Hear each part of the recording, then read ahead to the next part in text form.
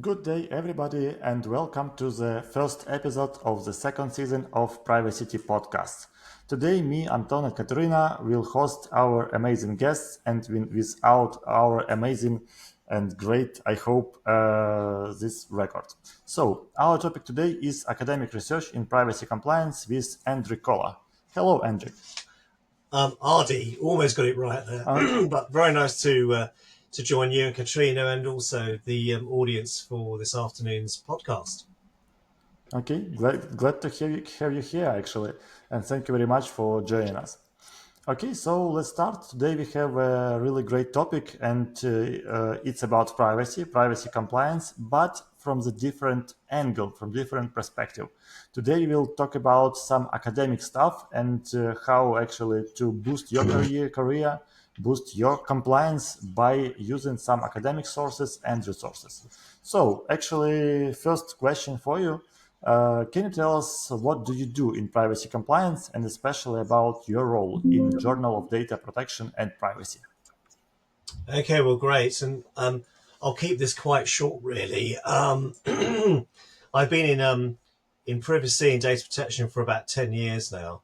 So most recently, I was working with Dentons, which is a big law firm globally, and I was also working in New York for a research organisation called Cone Veterans Bioscience, and I'm I'm in that space really of being a practitioner, if you like. And the journal is something I do on the side in a funny way, although it takes up a lot of time. And the journal was started by me about 8 years ago.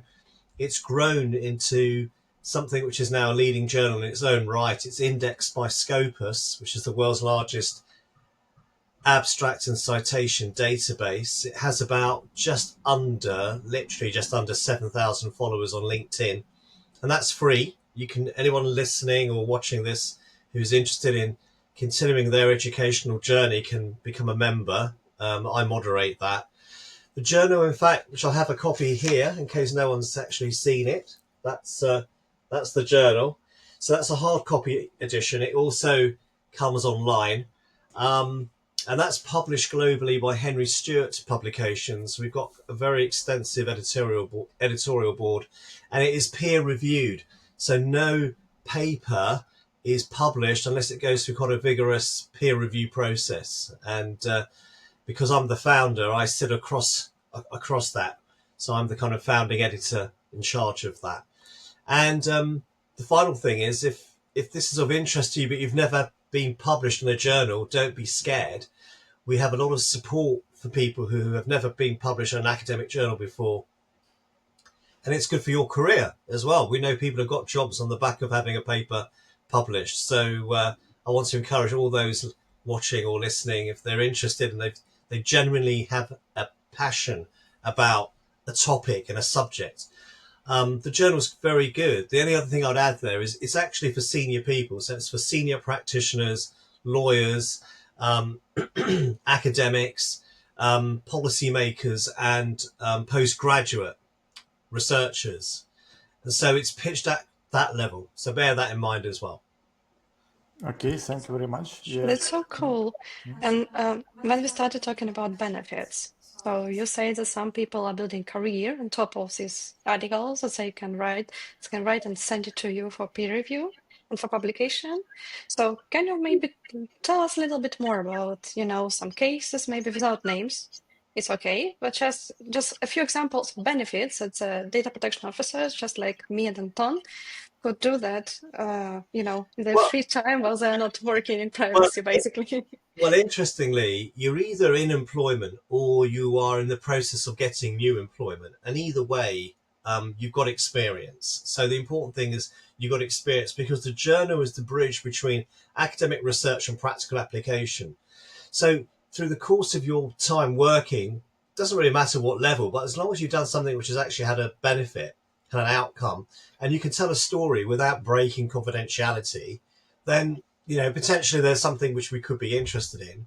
A lot of the time with more junior people, they actually have colleagues who are more senior and they become a co-author, and we prefer papers that have been co-authored because it gives other people an opportunity to to share in the glory, if you like, to have something published, because you do get the opportunity to have a copy of the paper for your website, to be able to send it to people. And in a way, it's what I would call a kind of soft marketing. Sorry, my phone wasn't turned off. Um, it's actually quite useful from a credentials point of view, because it can demonstrate what you know rather than telling people, I know this, I know that, which is what everyone talks about. But if you can demonstrate your knowledge and experience in a meaningful way, then it's actually useful to be able to send that along with your application or your letter of interest, depending on what you're interested in doing. I'm not going to name names, but I do know people who it's been helpful for them in that respect. But that's just a kind of consequence of doing it. I mean, more importantly, it's about becoming part of a bigger global community. And I think that's the reason why I started it. And that's the reason why I love doing it, because it can help people along their journey in terms of their own careers. Well, that's quite a hobby you have, you know. Yeah, I get paid to do it too, which The is perfect great. type of hobby. Yeah, so it comes out 4 times a year, and we have a fantastic editorial team. There are about 4 editors that sit, within the process, and I obviously have to reach out to people. I do that at conferences if I'm speaking. I do that via LinkedIn. A lot of the time, because I have quite a few people who follow me and they're interested in me, I'd always reach out to them and say, look, would you be interested in submitting a paper? And I've had some amazing responses back as a result of that. So I'm very open for people to contact me. We do have an editorial guidelines and people do have to comply with that. So it's not easy. Most papers have to be revised at least once in order to make it. It's very rare that we get a paper that actually doesn't need to be revised. But we always give very positive and constructive criticism, which I think is important because people are taking the time to do this. And to reach our editorial standards is really important, because we've been listed as the #1 academic journal in Norway, for example. So there are lots of things which are important for reputation, and we need to maintain the quality and the reputation of the journal. And I'm delighted that people have benefited from it too. Yeah, I really can confirm. Today I will tell a little insight. I'm writing an article to your journal, Yeah, and we it's call them not. papers actually, Anton. Uh, So we Articles. have a name. We have a name. Oh, that's good. yeah, That's good. okay. Yeah, no, they're papers because it's an academic journal, and it has to comply with academic standards. So articles, people, and it's not a semantic point, by the way. It's an important one because people seem to think, oh, I can write a blog. Well, that's not what we do. You can write a blog and you can post that on the LinkedIn site for the Journal of Data Protection and Privacy. That's great. You can write an article, but the article won't be necessarily one which complies with academic standards. Anything you say in your paper, which is referenced, must have a full footnote. Which should include the day you access the website, if that's the reference you're using. That's different from an article where you can really just say whatever you like without having to back it up. I mean, you might well want to back things up too, but from an academic, it's a really good discipline. Being evidentially based, I guess, is what I'm saying. It has to be evidentially based. Yes, thank you for this correction. It's really important, and I wanted to share my experience. So I'm doing my PhD now, and my PhD is in IP law. Yet I practice in privacy, and so that I decided to make up a paper about privacy and IP in AI, and I believe it will be amazing. But it's not that easy to write it. Actually, I've been inspired by other articles. I do my research by other papers. Yes, so it's not like to write a blog or just a post on LinkedIn. You have to do the job, to sit, research, and then come up with something. And I think that one is that it is not so easy is to find out a right problem and try to find out a solution for it. So it would be really interesting to people, for the readers, not just something like, I will do it. And I really appreciate because I came up with some abstract and I was given a feedback that, come on, Anton, you can do better here. Maybe this you can go this way here and so on. And it was really beneficial for me, and it improved actually my thoughts. Okay, I thought, yeah, I can go there and it will be better, and it was great. So I had this experience because I had experience with other journals maybe, and it was not so easy going. Like, oh, hey, hello, like, let's do it, and so on. It was like more formal, and so that if you are a privacy professional and want maybe to boost your career, I definitely recommend you to do it, to try to publish, because you actually improve yourself in both ways. You spend time for research, and when you do the research, you become a better person because you know better, you know more things, and so on. And then you will have these results that you can actually be proud to the end of your life. Well, And it's a then that's great. tempting, it's a tempting offer, by the way. Maybe I should write an article too and Well, boost my PhD career. there's just whenever, yeah, I'm very happy to receive a title and an abstract. In other words, what is going to be in the paper? What is it going to deliver? But a big health warning here. In the way that Anton was describing, you might have thought, oh, that means I can do some research, read a few papers, write something for the journal and get it published. No. What we don't do is publish papers which are purely descriptive of the current status quo, what already exists out there. And the good reason is the people who are our global readers already have that baseline knowledge. They really do. They're looking for insights. And I think that's the challenge, not just simply regurgitating or doing a meta-analysis. For those of you who may not know the term, it's basically looking at all the papers that have been published and doing a kind of review of what those papers say. We don't tend to do that. We don't tend to do that. It's not a literature review on steroids. This is generally about a particular issue or challenge, which Anton was saying. And so when we had that kind of dialogue, Anton, I was trying to focus you on that, because what makes great papers. And the other thing is not write War and Peace.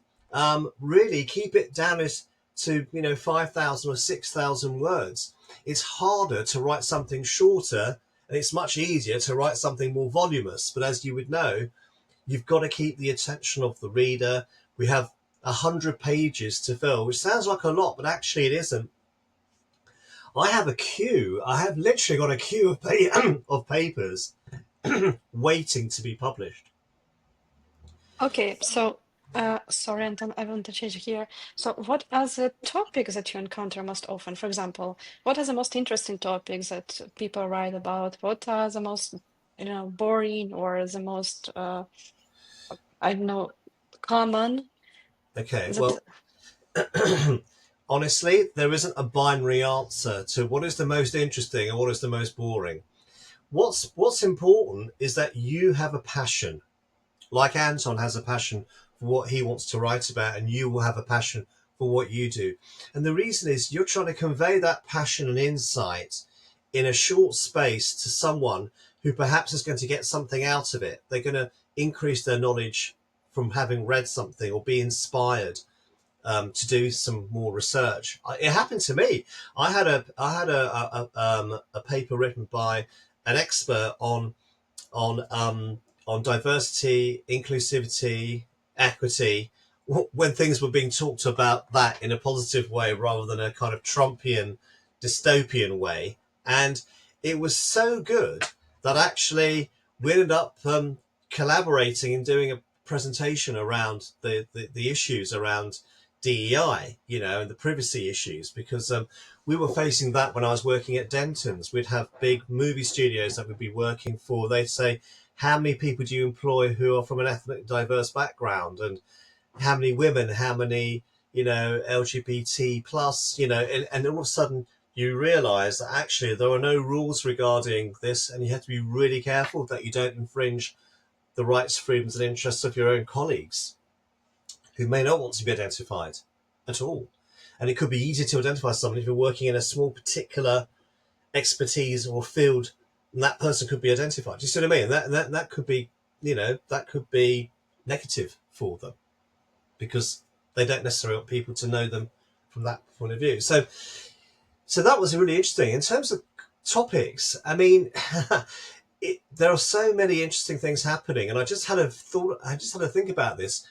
on the BBC lunchtime news, which happened just over an hour ago, they just announced that there's going to be another attack on the NHS, like there was a few years ago with WannaCry, if you remember that, which actually had a huge impact on people who were waiting for their operations and couldn't have them because the doctors and surgeons couldn't access their data and details on a system and had to postpone them. And there's some of those operations were life-saving operations that had to be taken, and they were on a list, so they got pushed back. Those things are becoming more and more important now, and we've seen a wave of attacks on retail. For example, Marks and Spencer's is still reeling from the ransomware attack they've had, which was over the Easter bank holiday weekend. The National Cybersecurity Centre and the police are still investigating that. And then we've had the Co-op and a shop near where I live.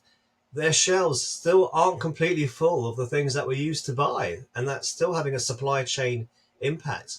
So those things are interesting too. I teach in India, for example, at the Indian Institute of Management in Calcutta and with Jindal Global University in Delhi. I do that online, although I have been out there a couple of years ago. And what you see there is a kind of a difference of approach in, for example, in India, the Digital Personal Data Protection Act of 2023 and the rules that are going to, be put in place so people comply with that. And that's really interesting. And alongside that is the Digital India Act, which is all about the guardrails regarding AI. So clearly, we can't really talk about anything without mentioning the word AI, and that's just the world we're living in at the moment. But the AI hasn't created its own unique problems, which It people. just intensified, yeah. It's Yeah, basically yes, amplified existing problems within privacy, and I think it's true. you guys know a lot about that. And we're talking about transparency. We're talking about accountability. And it's Data subject rights as well, yeah, because no one knows no, why the algorithm does what it does. So no, exactly. And then you've got the wave of people now thinking, are these laws and regulations out of date? And in some respects, they are, because they're based on the old triangular model of data protection, data controller, data processor, and the individual, the data, hmm data subject. But actually, data subjects have now got the power to be their own data controllers, if you like. yeah, And make those decisions as to who should actually share their personal data and for what purposes. So you don't have to hand over your data and hope that nothing bad will happen to it. You could actually make those decisions and actually be rewarded for doing that. So the whole issue of democratization of data is another issue which we've covered in the journal, particularly from a non-Western Hemisphere point of view, where this could make a massive difference to people who haven't had the opportunity to monetize their personal data. So there's plenty of things we can talk about, but those are just some of the things that we've covered in the journal. This is the latest version, the latest volume, this one here. And to give you an idea of what we've covered, I've talked about, because I have an editorial, the revolt on regulation, and that's picking up with what Donald Trump is doing, which is basically thinking from an AI point of view, just regulation gets in the way. Let the companies do what they want and make lots of money out of it, and let's not worry about privacy. Well, that's a Trumpian, dystopian view of the world. Then there are papers like Ethics and Privacy in AI Regulation, Navigating Challenges and Strategies for Compliance, Federated Learning in Healthcare, where with different yeah. It's a very interesting topic, by the way. federated learning, addressing AI challenges and operational realities under the GDPR. Sorry, this seems to be a bit AI heavy, but it just tends to reflect what's happening. Yeah, it is so nowadays. It's understandable, yeah. Mitigating AI risks, a comparative analysis of data protection impact assessments, and the legal framework in Turkey, for example. Revisiting personal data, the ownership theories and comparative legal perspectives from Europe, Indonesia, and the United States. So we have a lot of comparative research being done from a practical point of view. and the data monetization model, which I was just talking Oh, to you my about from favorite. India. We generally have a global community. It's not a European centric or US centric or UK centric view of the world. It generally is a global view of the world, and I think for those on this podcast who are interested in what you do, my best advice is try to get as much experience outside of the UK jurisdiction and the European jurisdiction, because you're going to be more useful to businesses as things move forward, and the world is getting smaller, not bigger. It's much Yes, easier to that's do true. business with all sorts of market segments and customer segments, but you need to know how to navigate those different routes to market. And today is a good day to talk about this, because in the UK, which is where we're all sitting, there's a summit between the UK and the European Union, which is again on the news today, where we're trying to flesh out this kind of post-Brexit relationship, which hopefully will be in the best interest of people living in the UK. Because the European Union, for those of you who don't know this, is the world's largest single digital market. And that's important. That's an important part of how we continue to be the sixth largest economy in the world. Yeah, that's great points. I really love this thing that privacy is really global, and you have some different approaches in US, in EU, in UK, in Asia, and so on. And that's a path of young, maybe not young privacy professional to understand how it can be done differently, actually, because you cannot focus only on GDPR, for example, and think that is the best regulation of them all and it's the most important. And talking about the past, maybe of privacy professionals, I will share something maybe personal. So I have tried to make SIP US exam, and I didn't prepare much, to be honestly, and I failed. And it's okay. It was my first attempt, and I want to congratulate Kate because she had passed today a CPS exam. Now she has CPS this mark. So yeah, if you listen to this podcast, you can congratulate Kate in the comments. And that's great. Yeah, congratulations. So maybe Thank you. yeah. Thank you. It Yeah. was not easy, that I must confess. Yeah. So our last question for today for you, Ardi. So actually, what is your piece of advice? Maybe some points to privacy professionals, maybe junior, maybe not junior. How can they do something to actually become a better professional? Maybe because of course you can read something on LinkedIn and so on, but maybe they can benefit more from academic perspective, like studying or writing. Maybe they can do something more interesting and so on. What were your best of advices? Well, okay. Well, there's no right or wrong. But what I would say, which is what I said earlier, is if you've got a passion for what you do and you feel that you've made a difference, then there's a reason why you were successful, and share the reason why you were successful. What is it you did that others didn't do? Now that could be a really interesting 20-minute talk, and you could start by talking to your own team or other people within your organization at a lunchtime thing. I've done those lunchtime sort of sessions as well. And then you might get the confidence to do something externally at a conference, and you could suggest a potential topic to an industry forum and say, look, I've got some experience in this. It's very up to the minute. It's latest thinking around this. Would you be interested? And that could lead to something. On the back of that, you might think, well, actually, possibly I might want to do an academic paper, not necessarily a PhD like Anton, because that just take a long time. And I do know a little bit about doing a PhD, because I was doing a PhD in the subject, and it just got too much for me, if I'm being honest, and I wasn't particularly well. But you could think, you've done this presentation. Now, how can I build on top of that? And it could well be a paper. It could be to the journal, but it could equally be to some of the excellent other newsletters that are out there as well. So think about that, and think about always, how can you demonstrate value? We all deliver value. How can we best demonstrate that, and how can that be verified in a statistical way? So always remember to put numbers in. Numbers are really important. It may sound boring, but if you can measure something, you can quantify it, it has more power. behind that. And the last thing is, please enjoy what you do. You can see how you two enjoy what you do, and that's obvious, and that's great to be invited to meet people like yourselves and to be part of that.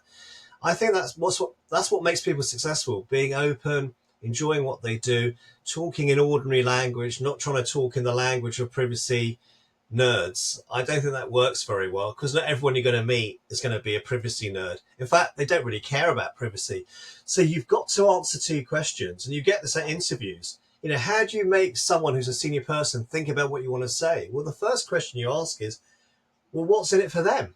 Whether it's an email, a telephone call, even a 3-minute chat. What are they going to get out of this? And the second thing is, how do I make their life easier? If you can answer those two questions before you pick up the phone, before you write an email to someone, I promise you'll be more successful, not less successful. And I promise you, they'll want to talk to you more, not less. Thank you very much. You get experience through experience. It's you have to do something to get something. Yeah, I'm really practical today.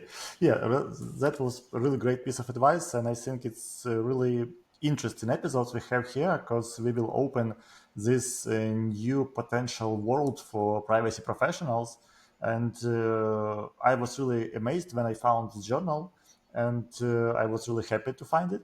And I believe that doing this academic research, just writing a paper, not just, but writing a paper, is a great thing to do, because it shapes your mind in a way you couldn't really even imagine. And when you finished, or at least when you start and continue, you become really proud of yourself. Yeah, I'm talking about me, because I'm not a really stable person in doing something, but if I do something, I'm really proud of myself. Okay, so thank you very much for coming here. It was a pleasure to have you, and for our listeners, watch our episodes, and it will be great. Thank you Our for inviting neighbors, our neighbors are so excited to hear you too, as you can hear. me. Great. Well, if you want me to come back, I'd be very happy to come back and talk about something else if that's of interest. So, but it was nice to have both of you on the podcast too, because it's good to have a variety, and that always makes it more interesting for the viewer and the listener. We Okay, will be happy maybe. to cooperate in the future, of course. So thank you so much for kindly accepting our invitation. And thank you so much for extending your invitation to write a paper for the journal. I definitely tend to use this invitation and hope I won't abuse it too much. But Yeah, thank you well, again. absolutely, absolutely my pleasure. And thanks for inviting me. Okay, and for those who listen to us, if you will submit your paper to the Journal of Data Protection and Privacy, you can state that I've heard about it at Privacy Podcast. Maybe we will have some analytics then. That could help how we position you, but it won't necessarily mean we're guaranteed to publish it. Yeah, that's it. Okay, thank you very Okay, much. Yeah, have a nice day then. thank Yeah, you. goodbye.